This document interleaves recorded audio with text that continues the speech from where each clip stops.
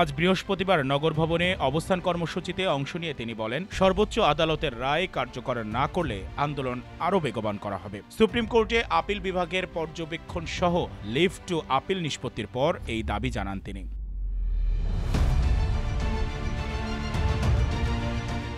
আদালতের রায়ের পর নির্বাচন কমিশন আজ ২৭ এপ্রিল ইশরাককে মেয়র ঘোষণা করে গেজেট প্রকাশ করে।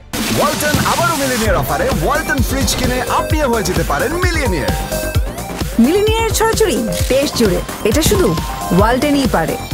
অথচ এখনো শপথ অনুষ্ঠান হয়নি। ইশরাক অভিযোগ করেন, সরকারের অবহেলায় নগর ভবনের কার্যক্রম ২ সপ্তাহ ধরে স্থবির হয়ে আছে। এটা আইন বহির্ভূত। তিনি আরো বলেন, সরকার একজন মেয়রের শপথ করাতে না পারলে ভবিষ্যতে ৩০০ এমপির শপথ কিভাবে নেবে তা নিয়ে জনমনে প্রশ্ন উঠেছে। ইশরাকের সমর্থকদের পাশাপাশি সিটি কর্পোরেশনের অনেক কর্মচারীও এই কর্মসূচিতে অংশ নিচ্ছেন।